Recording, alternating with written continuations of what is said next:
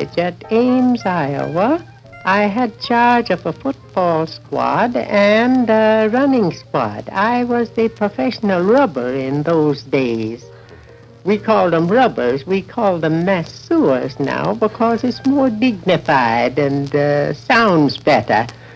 But we call them rubbers.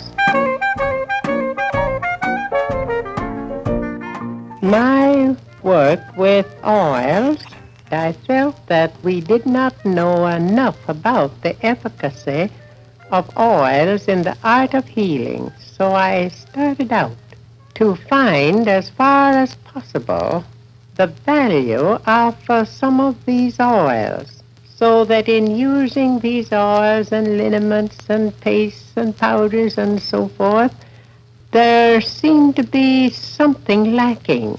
When I came to Tuskegee, I had a chance of studying it further. Dr. Carver, do you consider yourself a chemist? We have to be very careful lest the ego comes in. A person that can bake a reasonably good cake or a reasonably good pan of biscuit can't go out and put up a shingle and say that they are good cooks.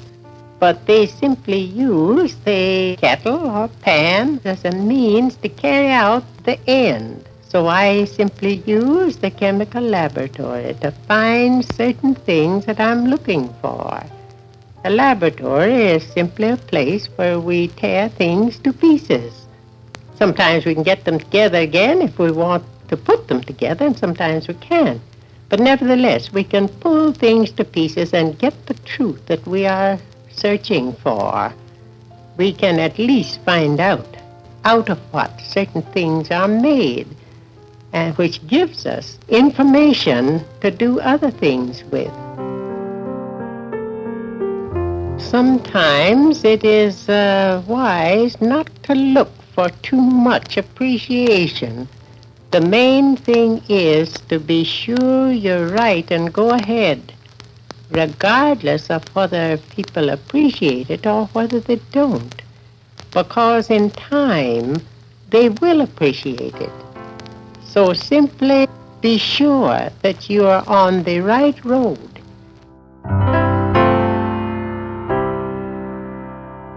Dr. Carver, what is your standard by which you judge success or failure in life? That's a question that any young person would ask you. Well, that is a question that can't very well be answered by yes and no. I should say the chief purpose of scientific training is to find truth. And whenever you find truth, you find the science. Ye shall know truth, and the truth shall make you free. There is nothing more destructive to development than ignorance. And ignorance is simply, I don't know. I should say this, that the further anyone gets away from themselves, the greater will be their success in life. You can't get very far in life if you don't get away from self.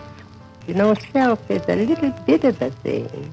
That little word I, terrible eye disease, one of the worst eye diseases that was ever known.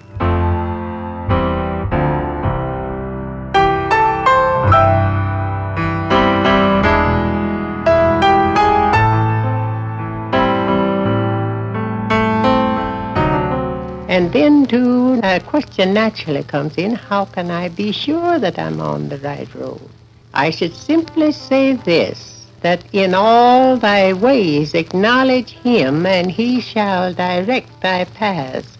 Now you must learn to look to him for direction and then follow, and you'll never go wrong.